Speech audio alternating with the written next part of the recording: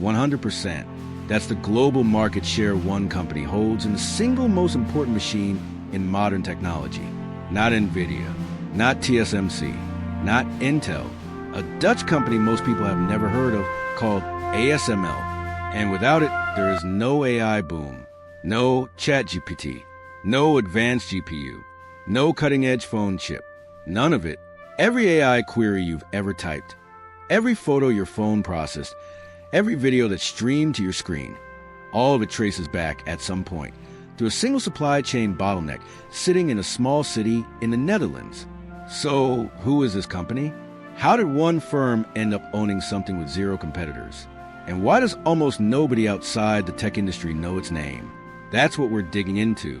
To understand how ASML ended up with a monopoly on the most important machine on Earth, you have to go back to 1984 and to a shed, not a metaphorical shed, an actual, reportedly leaky shed next to a Philips office building in Eindhoven, the Netherlands. Site index equals 11-1. In 1984, the Dutch electronics giant Philips and a chip machine manufacturer called ASM International formed a new joint venture to build lithography systems for the growing semiconductor industry/site. They called it ASM Lithography. Site index equals 15-1. It started with 31 people working out of that barrack-style building on the Philips campus/site. The mission was narrow at first. Site index equals 13-1. Commercialize a wafer stepper, a machine that prints circuit patterns onto silicon that Philips had already been developing, aimed at winning back American and European customers from dominant Japanese competitors/site. It was not an easy start. Site index equals 11-1. ASM International, one of the two founding shareholders, couldn't keep up with the required investment and pulled out right as the global electronics industry hit a downturn and Philips itself announced a massive cost-cutting program/site. Site index equals 13-1. By 1988, financial pressure from a mid-1980s chip industry downturn forced ASM International to sell its half of the company to Philips outright/site. In other words, the company that would eventually become the most important choke point in global technology very nearly didn't survive its first 5 years. But it did survive. And through the 90s and 2000s, ASML built a steady business selling lithography machines, the tools that etch circuit patterns onto silicon wafers, using a technology called deep ultraviolet, or DUV. Good business. Not yet a monopoly. The real turning point started around 2010. Here's where the story gets interesting, because ASML's monopoly wasn't handed to them. They built it by making an enormous, expensive bet that easily could have failed. By the mid-2000s, engineers across the chip industry could see a wall coming. The existing lithography technology, DUV, used light with a wavelength that was at some point simply too long to keep shrinking transistors further. Moore's Law. The industry's decades-long pattern of packing more transistors into the same space was going to hit a physical limit. The proposed solution was called extreme ultraviolet lithography, or EUV. The idea: use light with a wavelength of just 13.5 nanometers, dramatically shorter than DUV, to print far finer patterns. The problem was that nobody knew how to reliably generate that light. It doesn't occur naturally, and it gets absorbed by basically everything, including air. So the entire system had to run in a vacuum. Site index equals 17-1. The solution that eventually worked involved firing a high-powered laser at microscopic droplets of molten tin, tens of thousands of times per second, vaporizing them into a plasma that emits EUV light for a fraction of a second/site. That plasma is, briefly, hotter than the surface of the sun. Then that unstable, fragile light has to be captured and reflected, not through lenses, because EUV light gets absorbed by glass, but through a series of essentially flawless curved mirrors, built to a level of precision so extreme that if one of these mirrors were scaled up to the size of Germany, the largest bump on its surface would be a single millimeter tall. Site index equals 10-1. Getting this to work took more than $300 million in direct development costs/site, and that number understates it wildly once you count everything around it. Site index equals 17-1. Across roughly 2 decades, ASML poured more than 6 billion euros into R&D to make EUV commercially viable/site, multiple times during development. EUV looked like it might not work at industrial scale at all. Rivals like Nikon and Canon, who had been credible lithography competitors for decades, made a different bet. They decided EUV wasn't worth chasing and focused on incremental improvements to older technology instead. That decision would turn out to be one of the most consequential strategic misses in the history of the tech industry. Site index equals 11-1. In 2010, ASML shipped its first EUV prototype system to an Asian chipmaker's research facility/site, the beginning of commercial EUV. Site index equals 11-1. In 2013, ASML acquired Cymer, a San Diego-based company that made the specialized light sources needed for process, to accelerate development further, and shipped its second-generation EUV system that same year/site. It took roughly a decade from that first prototype to true mass-market EUV adoption. But by the time arrived, ASML wasn't just ahead. It was alone. Let's sit with that number again, because it's almost hard to believe in a global, competitive tech industry. Site index equals 4-1. ASML holds 100% of the world's EUV lithography market/site. Site index equals 4-1. No other company makes EUV machines. Nikon and Canon walked away from EUV development years ago and now compete only in older lithography segments/site. Site index equals 5-1 more broadly across all lithography, not just a cutting-edge EUV segment.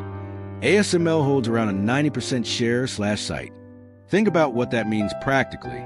If you are TSMC or Samsung or Intel and you want to manufacture a chip using a modern process node, the kind of chip that goes into an Nvidia GPU or an iPhone or a next-generation AI data center, there's exactly one company you can call. There is no negotiating leverage that comes from, we'll just go to your competitor instead. Because there is no competitor. Site index equals 7-1. These machines cost up to $400 million each and take years to build/site. Site index equals 4-1. A standard EUV system runs around 180 million euros. The newest high-end EUV machines run between 380 and 400 million euros apiece/site. Some of these tools are so large and heavy. Site index equals 7-1. These are genuinely enormous, multi-hundred-ton machines/site that they have to be shipped in dozens of separate crates across multiple cargo flights, then assembled on-site by ASML engineers over a period of weeks. Chip makers don't just buy one. They order fleets of them, years in advance, and effectively wait in line. Site index equals 9-1. The moat here isn't just the machines themselves. It's the ecosystem around them. ASML holds more than 16,000 active patents protecting its core optics, lasers, and software/site. Site index equals 9-1. It also relies on exclusive supplier relationship with companies like Carl Zeiss, which makes the mirror optics, and Cymer, the light source company ASML acquired outright/site, meaning even components that go into an EUV machine aren't available on the open market to a would-be competitor. Site index equals 9-1. ASML also bundles in something it calls holistic lithography, integrated software and process control systems that raise the cost of switching to a hypothetical rival even further/site, because customers aren't just buying machine, they're buying entire calibrated workflow. So even a company with unlimited capital starting today will be starting from roughly a 20-year deficit in accumulated engineering knowledge, patents, and supply chain relationships that took ASML decades to build. Now, let's connect this to the thing everyone is talking about, artificial intelligence. Site index equals 5-1.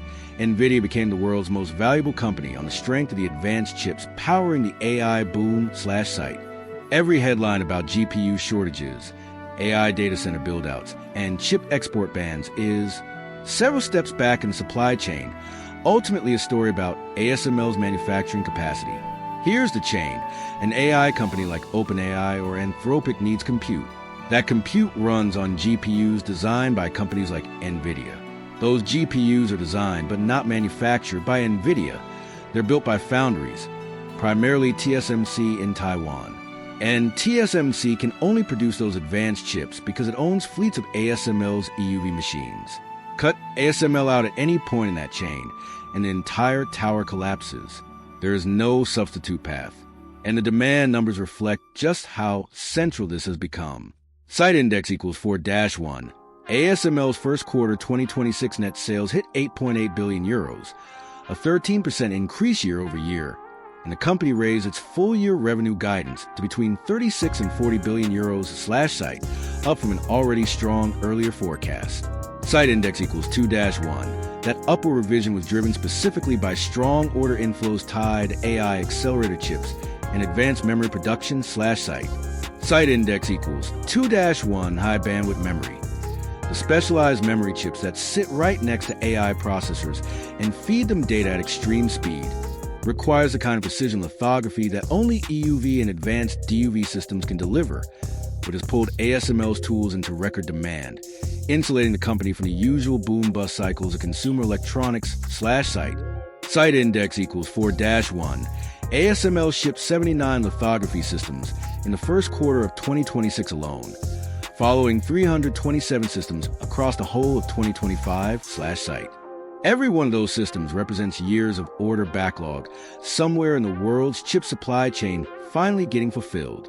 Because ASML sits at the singular choke point, it hasn't just become a business story. It's become a matter of international diplomacy and national security. Governments have realized that controlling access to EUV machines is one of the most powerful levers in the entire technology Cold War between the US, China, and their allies. If a country's chip makers can't buy EUV tools, their most advanced semiconductor ambitions are capped. No amount of domestic investment can substitute for a machine nobody else on Earth can build. Site index equals 4-1. China's share of ASML's business has fallen sharply as a result of export restrictions, dropping to roughly 20% of expected 2026 revenue, down from 33% the year before /site. Meanwhile, site index equals 4-1. South Korea's share of ASML system sales jumped to 45% in the first quarter of 2026, up from just 22% the previous quarter, as Samsung aggressively expands its EUV capacity for advanced chip nodes, ordering around 20 EUV systems /site. This is a geopolitical reality hiding inside a quarterly earnings report. Which countries get to build the most advanced chips in the world is, in large part, determined by which countries the Dutch government, under pressure from Washington, allows ASML to sell its most advanced machines to. That's an extraordinary amount of leverage concentrated in one company, headquartered in one mid-sized European country, subject to the export policy decisions of two governments. No monopoly lasts forever. So it's worth asking honestly, can ASML lose its position? The short answer, based on where things stand in 2026, is not soon, but the moat isn't infinite either. Site index equals 6-1. ASML does face indirect competition and pressure from adjacent players in the chip equipment industry. Companies like Applied Materials, Lam Research, and KLA, but none of them compete directly in EUV lithography itself /site. Site index equals 3-1.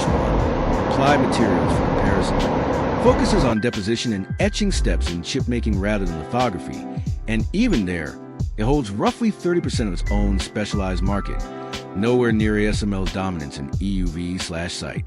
There have been occasional headlines suggesting a rival might emerge.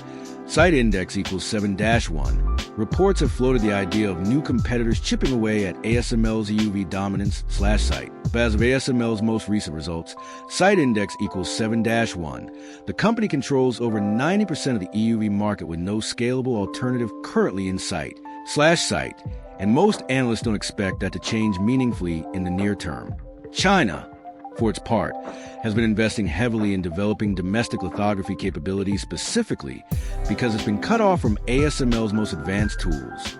Whether that effort eventually produces a credible EUV competitor is one of the more consequential open questions in the entire semiconductor industry, but it would likely take many years, given how much of ASML's advantage sits in decades accumulated, hard-to-replicate engineering knowledge, rather than any single patent or blueprint that could simply be copied.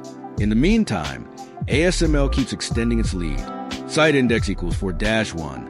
The company is now shipping high-NA EUV systems, the next generation beyond standard EUV, priced at roughly 380 to 400 million euros each /site, pushing precision frontier even further out of reach for anyone trying to catch up. Site index equals 1-1. ASML itself in its own investor guidance, has laid out a path toward annual revenue of somewhere between 44 and 60 billion euros by 2030/site, depending on how demand for lithography-intensive chip production evolves, a range that reflects genuine uncertainty about the pace of AI-driven demand, but not much uncertainty about whether ASML remains the essential supplier underneath it. So if ASML is this important, why isn't a household name the way Nvidia or Apple are? Partly, it's the nature of the business. ASML doesn't sell anything to consumers. It sells a few hundred extraordinarily expensive machines a year to a handful of giant chip-making companies. There's no ASML product in your pocket, no ASML logo on a box, nothing to advertise to the public. Partly, it's geography and culture. It's headquartered in Eindhoven, a Dutch city most Americans couldn't place on a map, running a business that's genuinely difficult to explain in a sentence, which doesn't lend itself to consumer press coverage the way the company that makes the iPhone chip does. And partly it's by design. Deep tech industrial suppliers like this tend to prefer staying out of the spotlight. There's no upside to public attention when your customers are a handful of the most sophisticated engineering organizations on the planet, and your biggest risks are geopolitical rather than reputational. But make no mistake, inside the industry, and increasingly inside government policy circles in Washington, Beijing, and The Hague, ASML is treated as one of the most strategically important companies alive. Site index equals 16-1. Its market capitalization has repeatedly surpassed 350 billion euros/site, making it one of the most valuable companies in Europe. Publicly traded and dissected by analysts every single quarter. It's not a secret in the conspiratorial sense. It's hiding in plain sight. A company whose name you don't know, sitting underneath the technology revolution you interact with every single day. So, is ASML really the secret company behind every AI chip? In the sense of being hidden or covert? No, it's a public company. Its financials are audited and published. Its history is documented in painstaking detail, and industry analysts watch it as closely as they watch Nvidia. But in every practical sense that matters, yes, this is a company that took a wild, expensive bet on a technology that could have bankrupted it, ended up as the sole global supplier of the single most important manufacturing tool in the modern world, and now sits quietly underneath every advanced chip, every AI breakthrough, and every geopolitical negotiation about the future of technology, while almost nobody outside the industry has ever heard its name. That's not a conspiracy. It's just what a 20-year head start on an impossible engineering problem looks like once nobody else is left in the race.